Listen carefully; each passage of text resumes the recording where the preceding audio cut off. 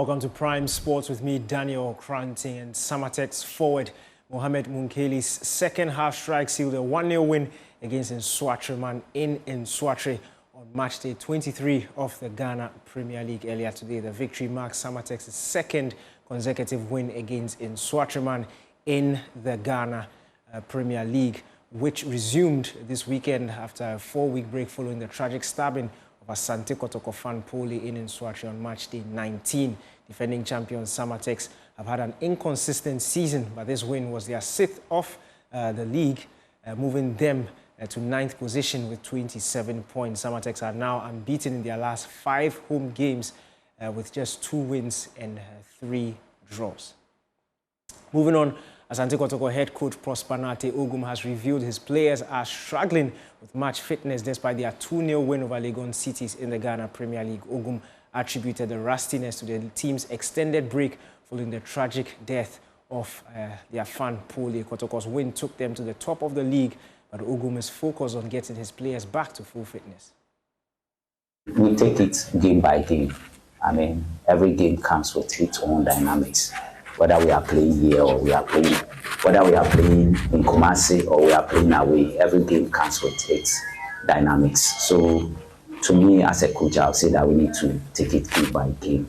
Once we are able to do that, then we can be ready for the title. So you can't win a title without taking the games game by game. To me, that's my approach. Even though the ultimate may be there, every coach in the world, the ultimate may be there. Even the World Cup, the Champions League. Every coach wants to win the World Cup, the Champions League, everything. But then you take it game by game. So to me, whatever that it is, I believe that we must take it game by game. And once we take it game by game, I think it will be good for us. Okay, wow. And then for the team, preparing the team, I think we have to try and intensify our training. I mean, try to, now they are rusty. And then when players are coming back, especially with this emotional pain, you don't take them there. It's a progressive, training regimen from low to medium to high intensity. So we are looking at where they are now and trying to design training programs that will suit them or fit their fitness. Remember, already we have some players who are on the injury list. So if we push them so hard, we may lose some of them. And then that will mean that the pool of injury players will not be good for us. So as far as the training regimen is concerned, we make sure that we look at what fits the match and then we do that.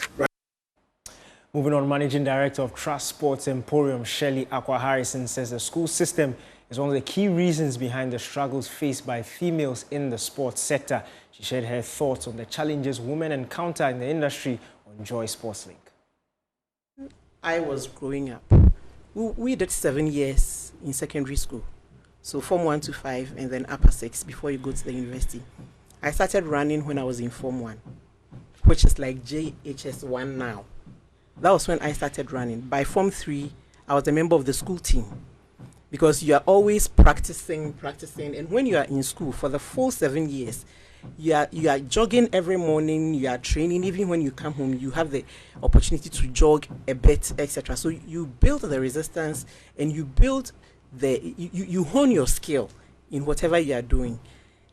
These days we have 3 years SHS.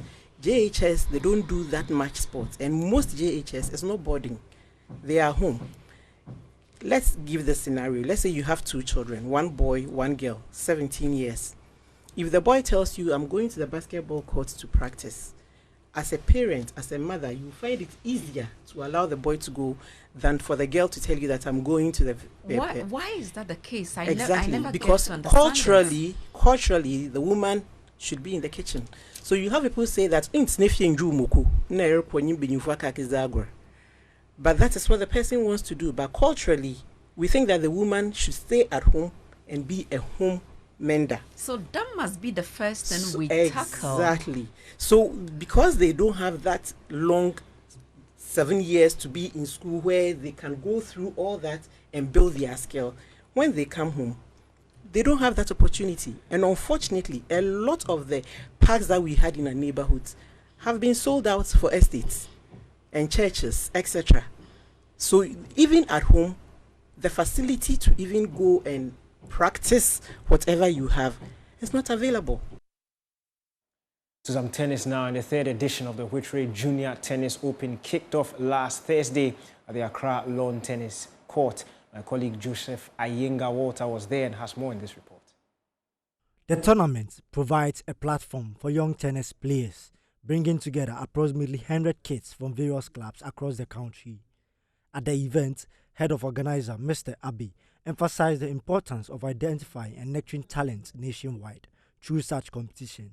We have 100 kids this year, which every kid have been coming out on top, learning more skills, trying to add what they don't have before and add to what they have now. And from the previous one, we'll be able to, fish out some talent.